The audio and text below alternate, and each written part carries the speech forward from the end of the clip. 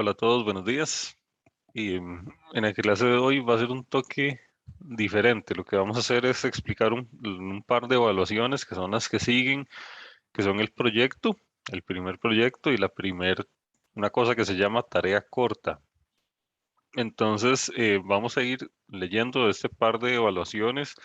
Si tienen dudas, por favor, háganlas de inmediato y no hasta el final, porque son especificaciones bastante largas.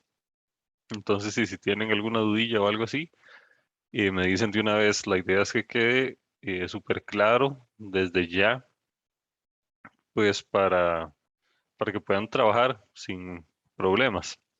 Bueno, este primer proyecto se llama Math Socket. Aquí ya ustedes se podrán dar una idea de que hay que hacer algo con sockets. Para eso era la evaluación de la vez pasada. Y lo que vamos a hacer es hacer un juego de mesa multijugador. Es de 2 jugadores nada más, no es de N jugadores. Entonces, los objetivos de este juego es utilizar pilas, colas, listas enlazadas y algunas variaciones de las anteriores. Vamos a desarrollar una aplicación en Java. Java va a ser el lenguaje de de este proyecto, perdón. Vamos a aplicar orientación a objetos, vamos a aplicar patrones de diseño y vamos a aplicar UML para documentar y diseñar nuestra solución. Ok, lo que tenemos que hacer es lo siguiente. Dice, MathSocket es un juego de mesa para 2 jugadores simultáneos. El juego consiste en un tablero de n por n, donde es un tamaño definido por los estudiantes, que puede ser mínimo 4 y máximo 6. O sea, podemos tener un tablero de mínimo 4 por 4, máximo 6 por 6. Ahí dependiendo de cómo ustedes hagan la implementación, cómo hagan la interfaz gráfica y así, ahí ustedes escogen el tamaño del tablero. Es libre siempre y cuando se mantengan estas características.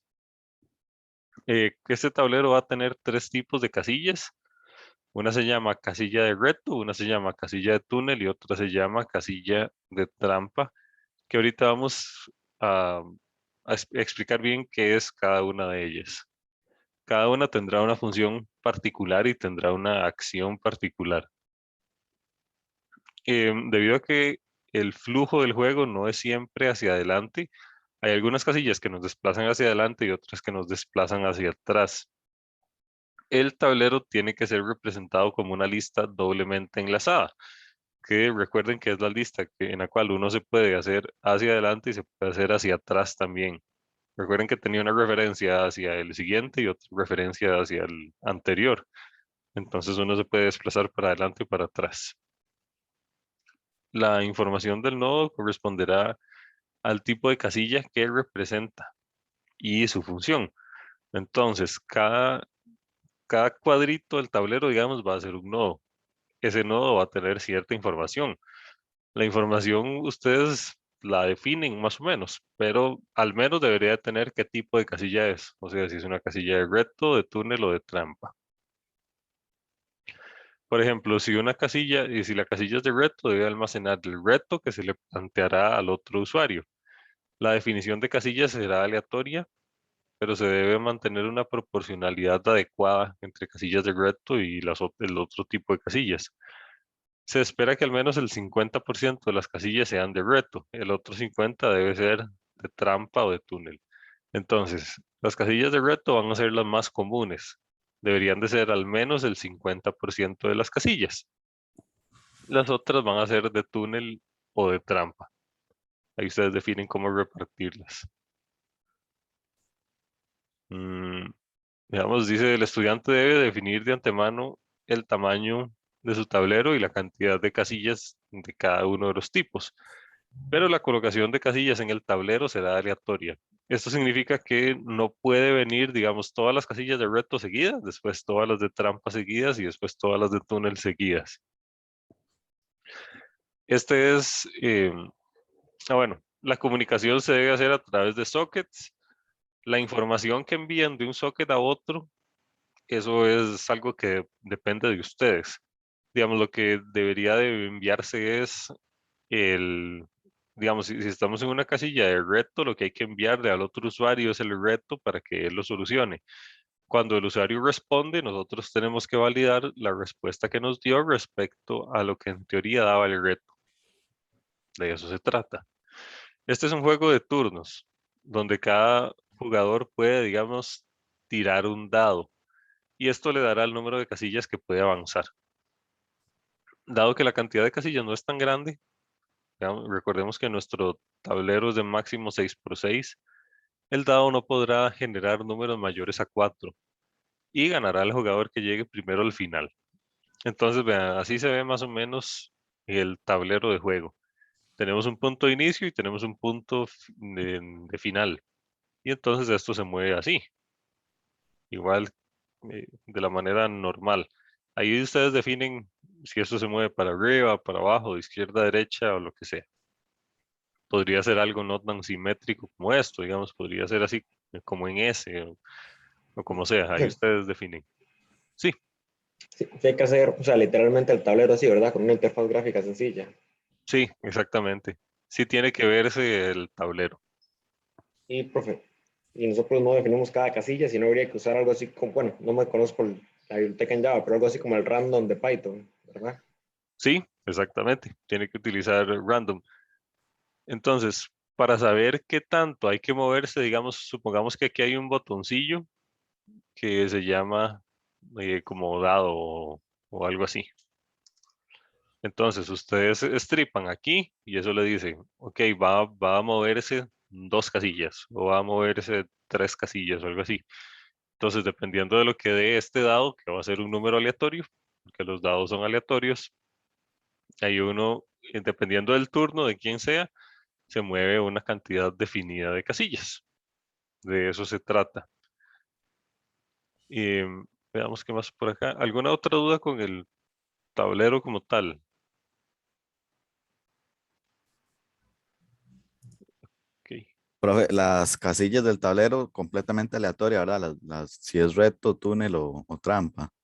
Sí, solo que tiene que mantenerse la proporcionalidad que les dije. Ustedes de Ok. antemano, digamos, Eh, sí, adelante. igual tienen que ir con el nombre, digamos así, cada casilla, o no sería necesario. Podría ser el nombre, podría ser un dibujo, digamos, no sé, lo O, que ustedes quieran, siempre y cuando quede bueno, claro qué ok, hace ok. cada una. Podría pintarlas nada más. Sí, usted podría decir, ok, las verdes son de un tipo, las azules son de otro tipo y ya, sin tener que especificar exactamente eh, qué es qué. Ok, ok.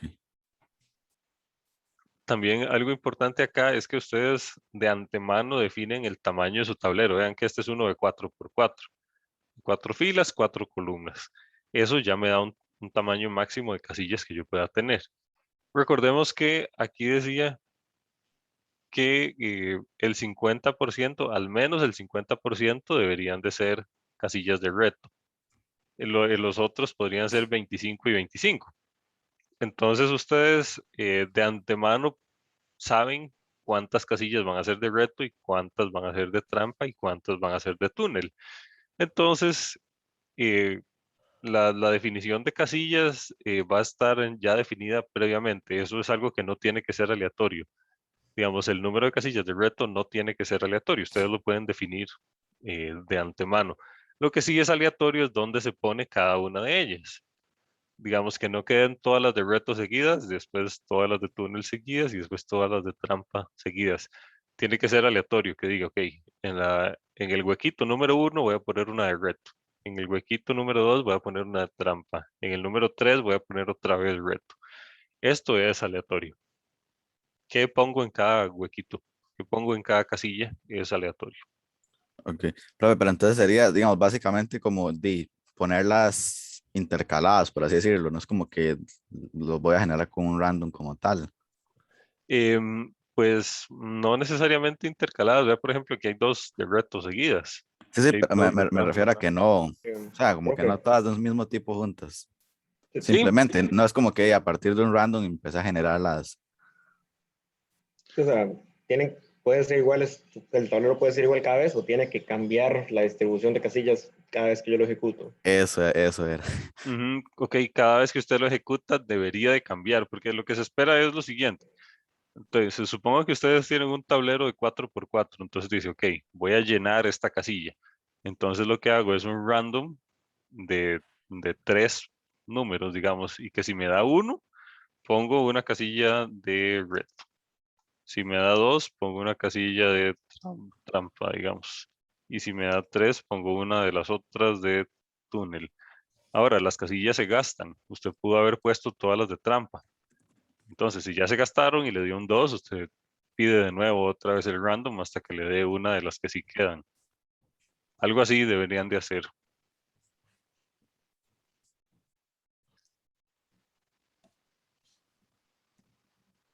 Ustedes tienen un número definido de cada tipo de casillas, digamos, entonces las van poniendo y cuando se gastan, ya esa ya no se pone más, sino que pone de las otras y así.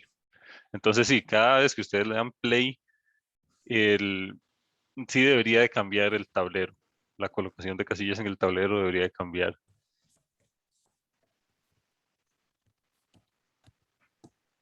Ok. Bueno, acá esto es como, de aquí para arriba ya es como todo lo que vamos a hacer. Y ahora lo que vamos a hacer es definir cada una de las casillas. Ok, dice, casilla de reto. Este es el tipo de casillas más comunes, recuerden que era el 50%. Y la idea es ponerle un reto matemático al otro jugador. Si el otro jugador falla la respuesta, él se devuelve una casilla. Pero si acierta la respuesta, mantiene su posición actual. Eso significa, usted puede perder, pero no puede ganar. En cualquier caso, si el otro jugador acierta o no, el jugador en cuestión, o sea, el jugador que le puso el reto al otro, avanza un paso hacia adelante. Los retos consisten en resolver operaciones matemáticas algebraicas simples que involucren sumas, restas, multiplicación y división de únicamente números enteros. Los retos van a tener esta forma: X algo Y, donde X y Y son los operandos enteros y este algo corresponde al operador, o sea, suma, resta, multiplicación o división. Por ejemplo, que yo le ponga aquí 3 por 5. Entonces, esto es un reto. Entonces, ustedes le mandan esto al otro jugador, el otro jugador tiene que responder con el resultado de la operación matemática. Si la hace bien, entonces el jugador mantiene su posición actual, pero si la hace mal, se devuelve 1. Eso es lo que les decía. Cuando uno pone un reto, el otro jugador puede perder, pero no puede ganar. O sea, aunque lo responda correcto, él no avanza nada. Eso es lo que dice acá, mantiene su posición actual. Profe, Ujú, con eso me generó un poco de, o sea, si yo soy el jugador uno y caí en la casilla del reto, el ujú. reto se le pone al otro jugador es. Sí, se le pone al otro jugador. Mm, ok. Profe, y una pregunta. Ujú. Es que dice que si, bueno, si el otro jugador la responde mal o la responde bien, de igual forma, el que puso el reto se mueve hacia adelante una casilla, ¿cierto? Sí, exactamente. Y una pregunta, digamos que yo tiré el dado, caí en reto, entonces el otro respondió y me muevo otra casilla hacia adelante. ¿Qué pasa si vuelvo a caer en reto o en alguna otra casilla? ¿Tiene que hacer la función de esa casilla? No, realmente no, porque si no el juego sería como muy largo. Entonces simplemente usted avanza 1 y está más cerca de la meta, pero ya no es que vuelve a poner el reto. Esa es una muy buena pregunta. Ok, Igual, pasaría igual si cae en una casilla, digamos que usted es avanza 1 y cae en una casilla de trampa. Y ahorita vamos a ver, pero la casilla de trampa usted lo devuelve. Si usted, como resultado de haber puesto un reto, cae en una casilla de trampa, no es que se devuelve, sino que queda ahí. Simplemente avanza 1, sin asumir las consecuencias de la casilla en la que cae. Con esto, lo que se intenta es que usted quede más cerca de la meta, nada más. ok, ok. Esto es importante, los operadores deben ser aleatorios de entre 1 hasta 50, porque si no las operaciones pueden quedar difíciles, digamos. Que ustedes digan, ok, 1500 dividido entre 2000. Eso ya es una operación matemática que no se hace fácil. Entonces, por eso los números tienen que ir entre 1 y entre 50. Y por cierto, los retos son aleatorios, digamos. Uno de ustedes escogen los dos operadores aleatoriamente y escogen el operador aleatorio también. O sea, si lo que vamos a poner es una suma, resta, multiplicación o división. Hay una casilla que se llama casilla de túnel, que esta permite avanzar al jugador una determinada cantidad de casillas hacia adelante. Debe ser aleatoria en un rango de entre 1 y 3. O sea, usted avanza al menos 1 y máximo 3. Hay una casilla de trampa que hace lo mismo que la casilla de túnel, pero en lugar de avanzar hacia adelante, se avanza hacia atrás. Profe, Ujú. eso de los retos no me quedó claro porque yo estaba pensando que el reto entonces digamos que había una ventanita y entonces el jugador uno escribía el reto y le daba a enviar y entonces eso le llegaba al jugador 2. Pero usted Eh, dice que tiene que ser aleatorio. sí, sí, es aleatorio. Lo que es aleatorio es el reto. O sea, que usted haga, por ejemplo, una suma que sea 1 más 2. Eso es aleatorio. Ese 1 más 2 es aleatorio. Podría ser 3 por 5 también. Pero entonces yo no lo tengo que escribir, ya es como algo que se hace dentro del código. Sí, sí, es algo que se hace solo dentro del código. Ah, ok. Exactamente. Profe, y uno tiene la capacidad de decir, ok, sí, eso está bien, o está mal, o es automático, o cómo. Es automático. Como son operaciones algebraicas súper sencillas, entonces desde el jugador que puso el reto, él se encarga automáticamente, o sea, el código se encarga de validar que la respuesta que le dio el otro está bien o está mal. Porque también recuerde que usted fue el que puso el reto, o sea, su código fue el que puso el reto, entonces él sabe cuánto da. Entonces nada más compara con lo que le responde el otro.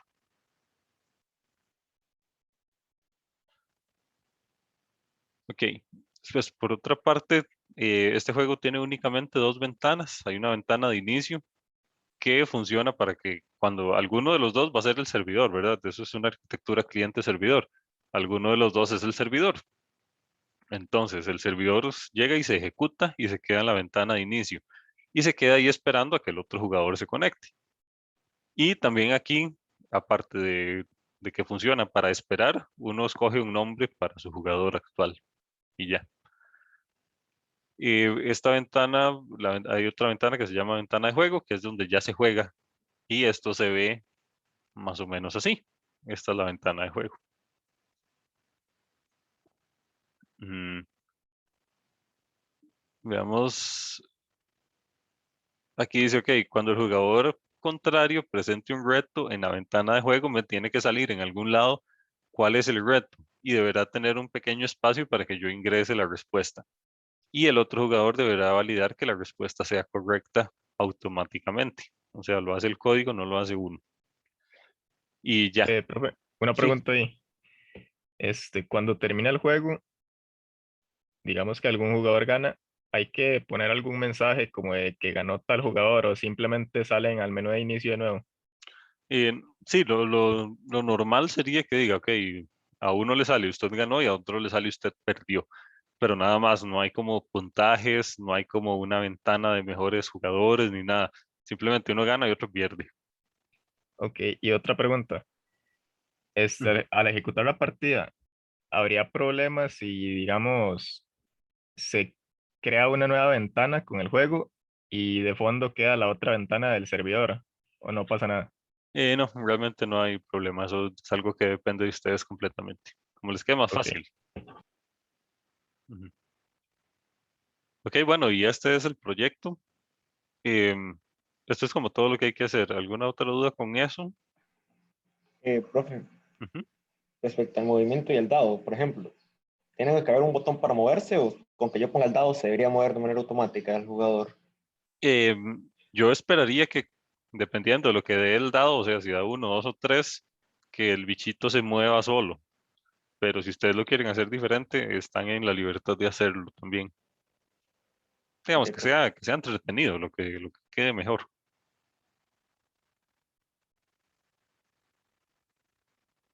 Y bueno, la fecha de entrega, sinceramente ahorita no recuerdo, pero es a finales de mes.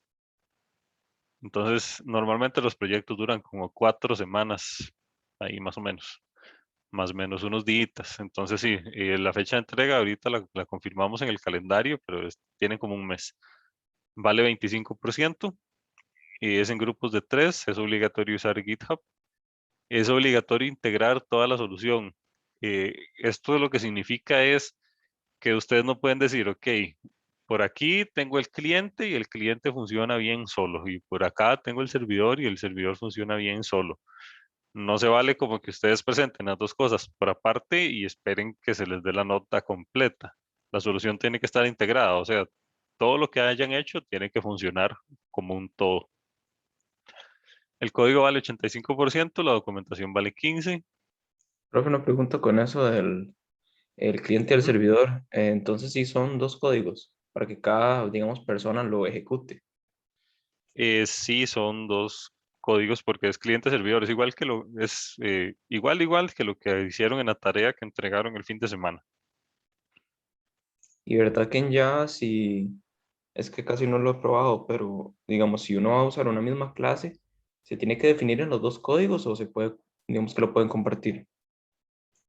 Como lo de ¿Cómo? interfaz y así, que es como lo mismo, en vez de tener que escribirlo dos veces en cada código. Ah, ok. Sí, ese tipo de cosas podría estar en una tercera clase que de ahí lo podrían heredar ambos. No hay ningún problema. Ah, bueno, gracias. Bueno, con gusto. Eh, el código vale 85, o sea, la parte funcional vale 85, la documentación vale 15. Veamos. Bueno, eso ya son pura vara. Pueden seguir trabajando hasta el momento de la cita de la defensa. O sea, eso significa que digamos que la fecha de entrega creo que es el domingo 26, pero el domingo 26 a las 12 de la noche no vamos a hacer la defensa. Las defensas las vamos a hacer probablemente en la siguiente semana. Por ahí, digamos, que el viernes 1. Entonces, este viernes ustedes podrían modificar el código hasta que les toque la cita de defensa, aunque la fecha de entrega haya sido antes. Normalmente lo que sí queda acá ya definido es la documentación externa. Esa solo la entregan una vez, pero pueden modificar el código hasta que les toque la defensa. Entonces tienen ahí al menos una semana adicional. Bueno, esto ya es pura vara. Disculpe, profe. Ujú, adelante.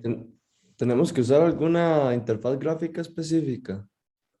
No, ustedes la utilizan, es libre. Ok, muchas gracias. Un gusto.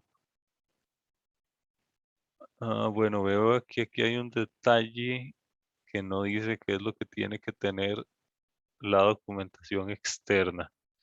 Entonces déjenme definir esto bien, porque dice, ok, entreguen documentación, pero no dice qué es lo que lleva la documentación. Eso se me olvidó. Mm, Y profe, ¿qué es eso que dice manejador de código? ¿Eso es un ID o no? no, el manejador de código es GitHub. Ah, ya. Ujú, sí, solo significa que tiene que utilizar GitHub, no, nada más. Profe, y una pregunta también. Ujú. ¿A qué se refiere con las reglas del formato email ¿Dónde lo vio? en el punto F? Punto F. No tengo idea. No, es que esta parte de la parte administrativa la copié de otro proyecto.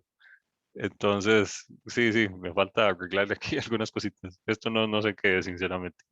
Y me Ok, falta decir qué es lo que tiene que tener la documentación externa.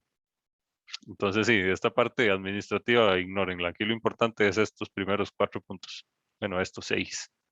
sí, también le iba a preguntar si, bueno, ahora que pase lo que tiene que tener la documentación externa, ¿va a venir con algún tipo de rúbrica o algo así? Rúbrica, ¿cómo? Digamos, como que diga cuánto vale cada parte de la documentación o así. Normalmente lo que dice es, ok, la documentación tiene que tener, digamos, introducción, desarrollo y resultados y conclusiones. Normalmente cada parte vale lo mismo, o sea, vale lo mismo la introducción que los resultados. De eso Ok, se es trata. que, digamos, en el punto 9 dice que la nota del código no puede exceder en 35 puntos la documentación. Eso es que, digamos, si en el código nos sacamos un 100 porque todo funcionó, pero en la documentación nos sacamos un 50, Ujú. Ok, ¿qué es pasa que en ese caso? lo que pasa es lo siguiente. eh, no es el caso de ustedes, digamos, pero hay ciertos estudiantes que, ok, solo hacen el código, pero no hacen documentación. Entonces, la nota del código excede en mucho la nota de la documentación. Entonces, eso está mal. Se espera que ustedes entreguen, se esfuercen por igual en ambas cosas. Entonces, por eso es que existe esa restricción. Pero realmente yo nunca he visto un caso así. Bueno, lo vi cuando yo era estudiante, que había compañeros que entregaban solo el código y no entregaban documentación, o entregaban una documentación malísima. Pero es algo que yo no haya visto como profesor, entonces no se preocupen tanto por eso. Pero sí, esa es la razón, que hay alguna gente que entrega solo una parte y la otra la deja toda mal. Se espera que se esfuercen por igual.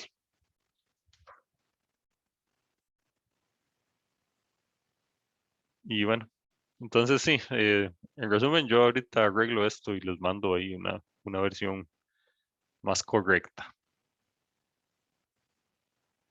Y bueno, de aquí nos vamos a mover a una cosa que se llama tarea corta. Ah, bueno, antes de eso veamos el cronograma. Profe, la documentación del manejador de código es el README. Aquí dice algo de documentación de manejador de código. Sí, ya le digo el punto. Es el 14. Mm, la documentación en el manejador de código. Pues sí, no sé, sinceramente. Es que normalmente la documentación en este curso no es un PDF aparte, sino que se utiliza la parte de wiki del GitHub. Si ustedes se vienen a GitHub, digamos, mm, veamos algún proyectillo, digamos.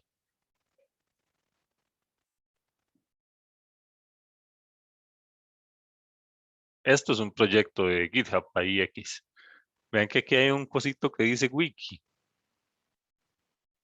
En este caso está vacío, entonces no sale nada. Pero ustedes aquí pueden escribir la documentación externa y de hecho aquí es donde se pide normalmente en este curso. No es un PDF aparte como en el curso de taller, sino es aquí. Entonces aquí ustedes pueden hacer secciones y capítulos. Vamos a ver si yo tengo algún proyecto que lo haga. Más que yo creo que no.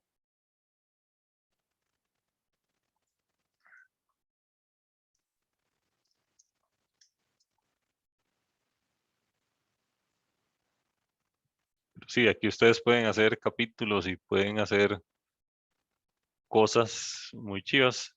Así es como se edita. Ustedes escriben la documentación aquí. Pueden añadir páginas, capítulos y así. Bueno, no encontré como un ejemplo de cómo queda. Pero sí, por eso dice que la documentación va a estar en el manejador de código, porque va a ser en GitHub y no va a ser en un PDF aparte. Profe, entonces, la documentación en el manejador de código y la documentación externa son lo mismo. Sí, exactamente. Son lo mismo. Hay dos conceptos acá. Una se llama documentación interna, que son los comentarios que están en el código, y otra cosa que se llama documentación externa, que es lo que va a estar fuera del código, o sea, lo que va a estar en el wiki de GitHub. Son lo mismo. Vean que en este proyecto en ningún lado dice que tiene que documentarse con Javadoc o que se va a evaluar la documentación interna. Entonces, ustedes perfectamente podrían poner 0 comentarios en el código, lo cual está mal, pero podrían hacerlo y no va a importar nada, porque aquí no se está evaluando documentación interna, solo externa, que va a estar en el wiki de GitHub. Y bueno, esto otro que hay acá, bueno, les iba a enseñar el cronograma, sí es cierto. Estamos veamos, hoy es primero, Estamos como por aquí, creo, miércoles de semana 6. Ustedes sí, ustedes entregaron el fin de semana la tarea extra clase número 1. Estamos acá.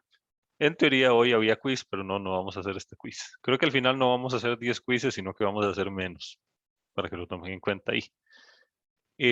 La tarea corta, en teoría, estaba para ser entregada este viernes. Sin embargo, la vamos a extender para que sea entregada este fin de semana. O sea, tienen de hoy hasta el domingo 5 a la medianoche para hacerla y es súper fácil. Ya van a ver qué es lo que hay que hacer.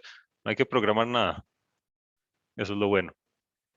Y el proyecto se entrega más o menos por acá, en semana 9, a finales de semana 9. También acá vean que traslapado al desarrollo del proyecto hay varias otras asignaciones. Está, bueno, esta tarea corta 1, está la entrega de la tarea extra clase número 2, la actividad en clase número 2, y ahí hay varias cosillas traslapadas. Eso es algo que no me gusta mucho de este curso, digamos que tiene demasiadas cosas, pero así es, y así son todos los cursos de aquí en adelante, la mayoría, digamos. Hay un montón de actividades. También este curso tiene tantas actividades porque no tiene examen, entonces de ahí se compensa una por otra. Por cierto, antes este curso tenía examen y el promedio de notas era como de 35. Entonces tiene más sentido hacerlo así, porque imagínese lo que es evaluar el montón de materia en un único examen. Es nada que ver. Ok, dice, bueno, vamos a ir más rápidamente. Vamos a utilizar un caso, que este caso es un documento aparte, es este que está acá, y ahorita lo vamos a ver. Este caso se llama 800 Express. Entonces, ¿qué es lo que tenemos que hacer? Vamos a planificar el diseño de una solución utilizando orientación a objetos. Entonces dice, planificación y administración del proyecto. Se debe utilizar Azure DevOps, que esto es una página acá que es de Microsoft.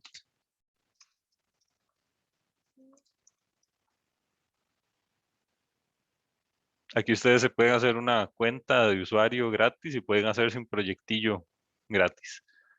Ahí pues sí les queda como de tarea investigar cómo se utiliza, pero es súper intuitivo. Esto básicamente es para la organización de proyectos. Es una página en la cual a ustedes les permite administrar desde el punto de vista, digamos, administrativo, como managers, cómo van a dividir el trabajo entre los diferentes miembros del equipo. Entonces, bueno, aquí yo no tengo cuenta, pero ustedes se hacen una y ahí lo hacen. Entonces, ustedes dicen, digamos, tengo que hacer 10 tareas. Yo identifiqué que mi proyecto lo puedo hacer en 10 tareas. Entonces, la tarea 1 se la asigno a esta persona. La tarea 2 se la asigno a esta otra persona. Y así sucesivamente. Y uno puede marcar tareas como completas, incompletas, en progreso.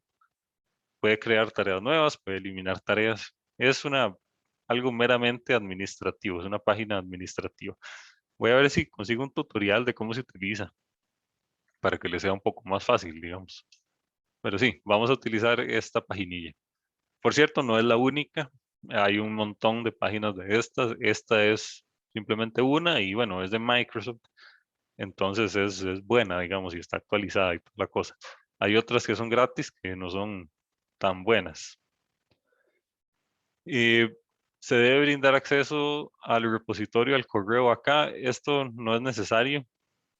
Esto es algo que vamos a ver en la defensa, entonces ustedes lo van a mostrar en la defensa. Ah, no, mentira, esto no es el proyecto. Esto es una tarea corta. Bueno, aquí sí, denme acceso porque sí, pensé que esto era el proyecto, pero no, es la tarea corta. Esto no tiene defensa. Entonces me incluyen ahí como participante del proyecto. Y se debe incluir lo siguiente: una lista de features o historias de usuario identificados de la especificación del caso. Un feature o una historia de usuario son como tareas que yo identifique. Entonces, digamos, yo me vengo aquí al caso y ven que el caso está dividido en diferentes módulos. Digamos, hay un módulo que se llama registro de empleados. Entonces, uno sabe que de cada uno de estos módulos va a salir una serie de tareas. Por ejemplo, aquí dice, los usuarios deben registrarse con su número de cédula, nombre, teléfono y un montón de cosas ahí. Entonces, una tarea que se desprende de este párrafo es como que ustedes digan, ok, el sistema debe permitir a un usuario registrarse. Esta oracioncita es un feature o una historia de usuario. Entonces esto es un feature. Y aquí, por cada una digamos, ustedes leen toda la descripción y sacan todos los features que este sistema tiene. Y cada uno de estos features alguien los tiene que hacer. Entonces, esto es una tarea que alguien va a hacer. Entonces, de lo que se trata es que ustedes saquen todos los features que vengan de esta especificación. Entonces, ustedes la leen toda y la dividen así, en tareitas. Eso es lo que dice el punto 1. Después dice, plan de iteraciones que agrupen cada bloque de historias de usuario de forma que se vea un desarrollo incremental. Normalmente uno hace diferentes iteraciones desde lo más básico hasta lo más avanzado. Entonces, lo normal es que ustedes tengan 3 iteraciones. Entonces, esto se ve más o menos así. Por cierto, hay un curso ya muy adelante en la carrera en el cual se ve bien cuál es la razón de ser detrás de todo esto. Pero de momento digamos que hay únicamente 3 iteraciones. La herramientilla esta les permite hacer este tipo de cosas. Entonces esta va a ser iteración 1, esta otra va a ser iteración 2 y este otro iteración 3. Entonces ustedes tienen que poner aquí, en cada iteración, tienen que poner una serie de tareas. Las primeras iteraciones son las más básicas, entonces aquí deberían de estar las tareas más básicas. Entonces aquí ustedes en la primera iteración meten las tareas básicas. Tarea básica, tareas básicas y aquí pues va a haber una lista de tareas, digamos. Después aquí van las tareas medias. Lo que ustedes consideren que podría ser una tarea intermedia, o sea, que no es de lo más básico, sino como el nivel que sigue. Y finalmente aquí las tareas avanzadas, que son cosas que ya son como que no afectan el funcionamiento directo del sistema. Recuerden que ustedes aquí no van a programar nada, simplemente van a distribuir las cosas como a ustedes les parezca. Entonces así lo hacen. A eso es a lo que se refiere con que existe un plan de iteraciones que va a demostrar un desarrollo incremental. Eso significa que, ok, en la primera iteración va a venir lo más básico, en la segunda lo intermedio y en la tercera lo más avanzado. La cantidad de iteraciones no es que tienen que ser 3, pero yo les recomiendo utilizar 3 para que no se haga tan complicado. En la vida real, por cierto, cada iteración de estas dura 15 días, más o menos, ahí depende de la empresa. Pero al menos donde yo trabajo, digamos, cada iteración de esta dura 15 días. Y como yo les había contado, este es un proyecto que digamos, ha durado como 4 años y no se le ve fin. Digamos, puede que dure otros 4. Entonces, un proyecto que digamos que duró 8 años y cada iteración dura 15 días. Entonces, ahí ustedes se pueden dar cuenta del montón de iteraciones que existen. Y cada vez se añaden historias nuevas y nuevas y nuevas. Y ahí, por eso es que no acaba. Bueno, sí, son proyectos grandes. Ustedes van a hacer un proyecto de únicamente 3 iteraciones.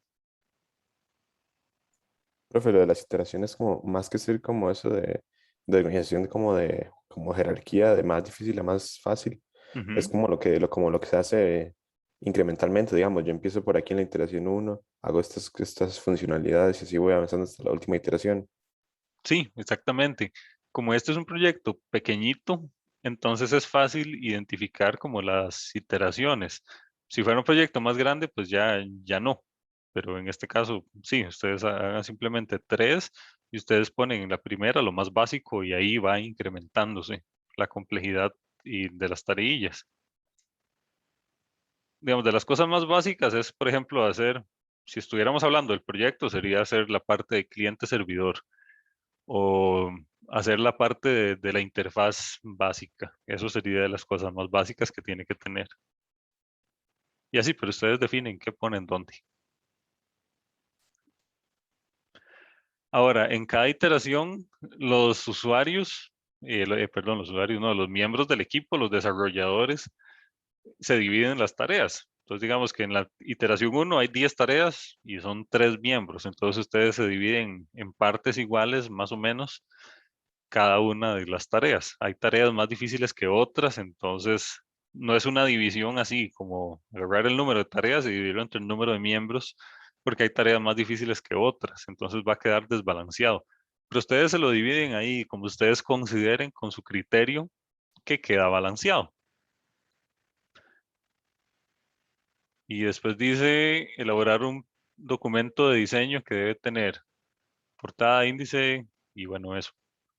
Una breve descripción del problema y un diagrama de clases, que esto es lo importante de este documento, que permita describir el contexto del problema descrito en el caso.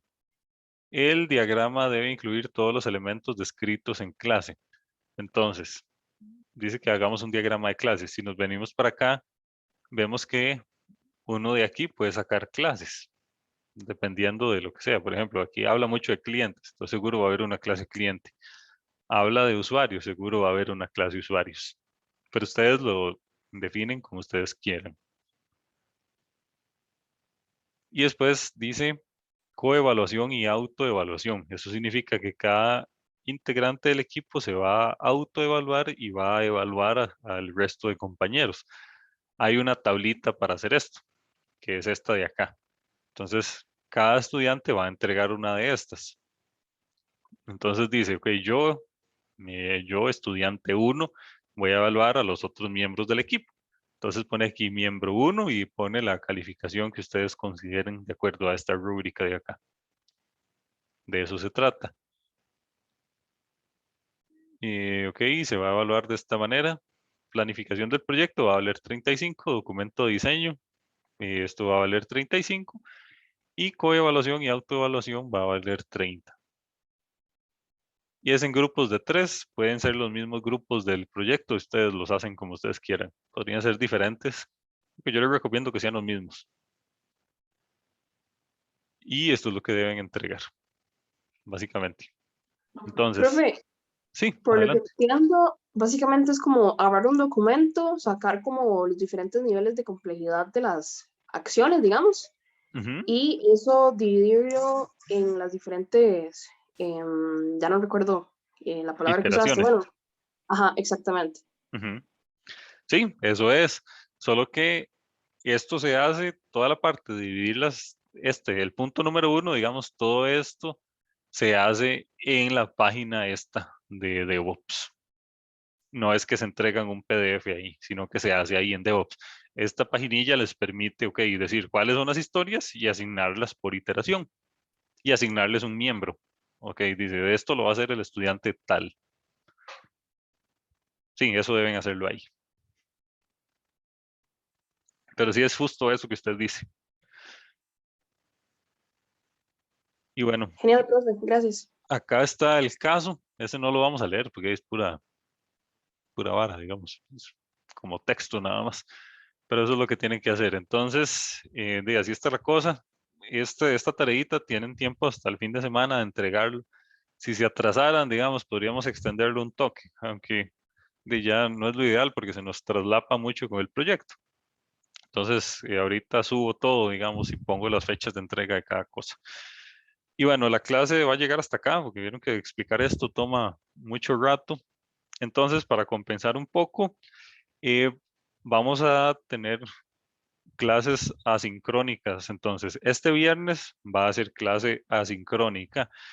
Y lo que íbamos a ver hoy, que no era mucho, también va a ser asincrónico. Entonces, durante la semana, de aquí al domingo, digamos, les voy a estar mandando 2 videitos o un video muy grande, no sé. Digamos que sean 2. Entonces les mando 2 videos con lo que íbamos a ver hoy y con la clase del viernes. Por cierto, los temas que siguen son bastante interesantes, entonces estoy seguro que los van a disfrutar. Y bueno, eso es todo. Muchísimas Profe, gracias por su asistencia. Sí, Profe, adelante. lo que son los videos no los podrá enviar, digamos, entre semana, qué sé yo, el viernes en la noche, por así decirlo, como límite. O se le Eh, dificulta mucho. pues sí, mi idea siempre es tenerlo lo antes posible, pero por aquello Sí, sí, digo que sí. porque para dejar fin de semana, para hacer trabajo, digamos, que le quede libre en respecto a eso, a Sí, uno. sí, está bien, está bien. Profe, Ok. Ujú. esto del repositorio que dice acá no me quedó claro. ¿Es que en esta misma aplicación se pueden hacer repositorios? ¿O hay alguna forma de que tengamos que hacerlo en lo que siempre hacemos, que es GitHub? No, no, no, son cosas diferentes. Cuando dice aquí repositorio se refiere al proyecto. Sí, quizás esto está mal, aquí debería ser el proyecto. Ok, que es un proyecto de DevOps. Sí, aquí es cero código, digamos. Aquí simplemente son cosas administrativas. Ahí no hay código. Ok, gracias. profe, Ujú. ¿no cree que podría explicar tal vez un poquito el código de los sockets? El código de los sockets, el que Ajá, en ese entregaron. ratito. Así digamos, como para nada más por unos para entenderlo. Uy, ok, veamos. Por cierto, entregaron una tarea de eso el fin de semana. Sí, por eso mismo. Socket example, veamos.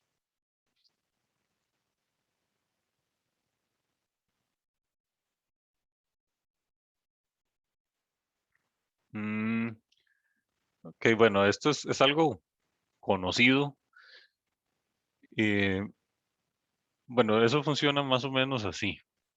Ah, bueno, por cierto, si quieren los que se quieren retirar de la llamada, digamos, ya no hay ningún problema. Ya eso es todo lo que les iba a decir. No es que después de esto vamos a ver algo más. Entonces, si alguien se quiere retirar, está en su libertad de hacerlo. Bueno, esto funciona así. Em, veamos, funciona para cuando usted quiere conectar un cliente y un servidor. O sea, que quiere conectar dos modulitos de software. Usted conecta esos dos modulitos a través de un canal de comunicación. Entonces, aquí usted tiene el cliente y aquí usted digamos que tiene el servidor. Este servidor lo único que se encarga es de abrir el canal. Ok, dice, este canal está abierto en la dirección IP tal y en el puerto tal. Entonces, este servidor crea el canal y los clientes se conectan a esta IP y a este puerto.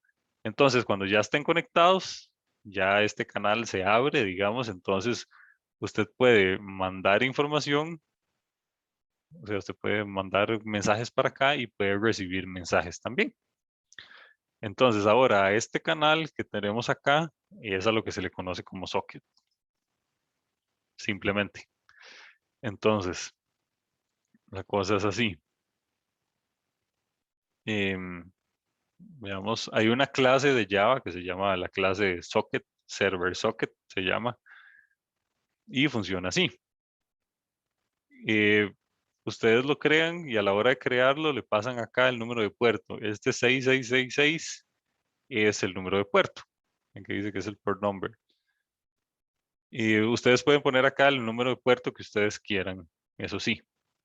Entonces, así es como se crea el servidor.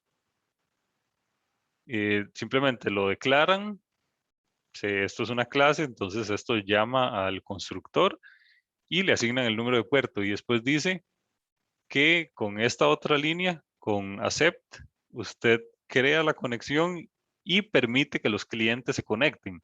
Esto es del lado del servidor, ven que aquí dice creando el servidor. Y ahora del otro lado del cliente, cuando ya esto esté creado, ustedes se conectan así de esta manera.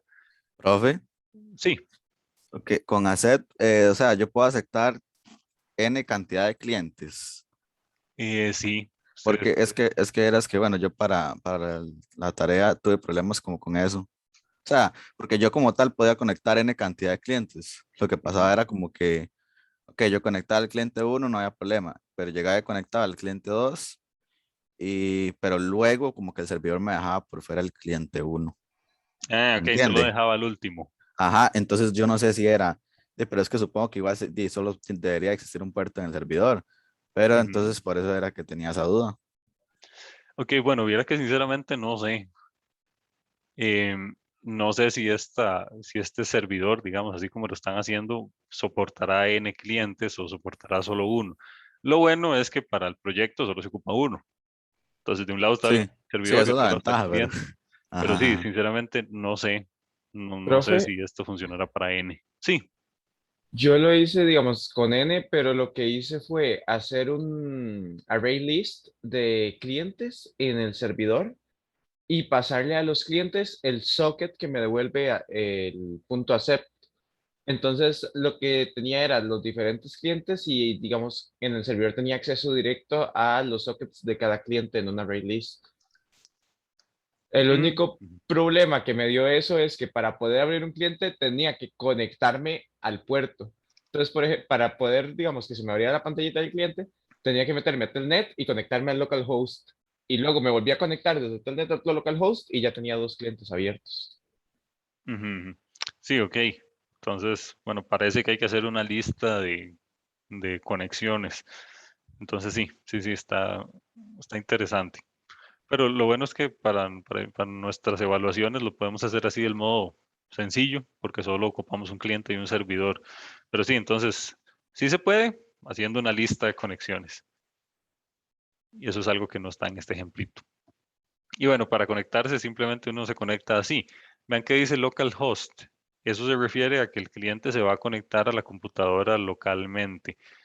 Si alguno de ustedes desde su casa se hace un servidor, yo podría conectarme a ese servidor si ustedes me dan la dirección IP. Y bueno, hay un montón de cosas más. Si los puertos de su casa están abiertos, si los puertos de mi casa están abiertos, y un montón de cosas ahí. Pero en teoría sí se puede. Si llega alguno de ustedes, se hace un servidor así, yo puedo conectarme como cliente si ustedes me dan la dirección IP y el número de puerto. Pero como estamos trabajando local, simplemente ponemos localhost. Significa que estamos refiriéndonos a que nos vamos a conectar a un servidor que está creado en la misma computadora. Y bueno, de eso se trata. Y aquí Profe, viene, sí, para lo del proyecto, yo debería poder trabajarlo desde 2 máquinas diferentes. no, eso es difícil. Ok, Hacer eso ya podría ser un proyecto en sí mismo. Entonces no, es desde la misma computadora.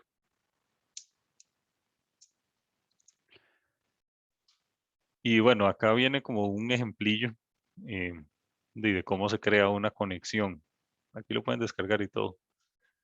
Entonces, bueno, para el compañero que preguntó, yo le recomiendo, y le voy a mandar esto, le recomiendo que lo vea y si tiene alguna duda o algo así, lo podemos ver en consulta y ahí vemos cuál es el problema que está teniendo. Pero a grandes rasgos eso es. Sí, no, era más que todo, digamos, como para tener una pequeña introducción para poder entender el código nada más, pero sí, ahora sí está más clarito. Muchas gracias. Que bueno, con gusto. profe, Sí, lo que son consultas, bueno, no habían horas definidas. Qué sé yo le puedo escribir a usted en X ocasión y de ahí coordinar una consulta, qué sé yo, vía Zoom para enseñarle lo que uno ha hecho, así, que usted sí. le dé una orientación. De eso se trata, digamos, si usted ocupa, no sé, si está pegado en algo y ocupa consulta mañana, entonces me dice, podemos reunirnos mañana un toquecillo, y ahí yo le digo si puedo o no. Y sí, ahí vemos si lo hacemos por Zoom o lo respondemos ahí por un audio de WhatsApp o lo que sea. Ahí ustedes escogen dependiendo de la necesidad de lo que ustedes ocupen, digamos. Ok, ok, sí, sí, a veces es muy fácil por Zoom porque, qué sé yo, tal vez es bastante y enviar un audio y termina siendo Ujú. larguísimo y ni se entiende al final lo que uno quería explicar o así. Sí, pero sí, ustedes solo me escriben y el día que necesiten, y ahí vemos. Pero fue una pregunta. Ajá. ¿Realizar un server socket en un cliente está permitido? No, No, por eso de un lado está el servidor y de otro lado está el cliente. Ustedes podrían hacerlo. Digamos, usted podría abrir un socket en otro puerto. Digamos que un puerto, este sea el 66666 y usted en el otro, en el cliente, usted abre un 7777. Puede hacerlo y ese cliente puede recibir conexiones también, pero eso sería un problema de arquitectura muy serio, digamos, porque no está dividido quién es el servidor y quién es el cliente, y eso puede abrir un abanico de problemas que usted no quiere. Pero de que se puede, sí. Sí, es que vi un tutorial donde hacían, digamos, el socket para enviar y un server socket para recibir, tanto en el servidor como en el cliente. Ok. Me quedé con cara de, ¿eso se puede? Estaría raro, pero sí se puede. Ok, gracias, profe. Y bueno, hasta acá Profe. llegamos. Ah, sí, adelante. Profe, respecto a la tarilla corta, Ujú. es máximo grupos de 3, Sí, máximo grupos de 3. mínimo 2. Y si quisieran, pero no es lo recomendable, pero sí, no hay problema. Si quisieran hacerlo solo también. Ok. Ok, bueno, entonces hasta acá llegamos hoy. Muchísimas gracias por todo. Hasta luego.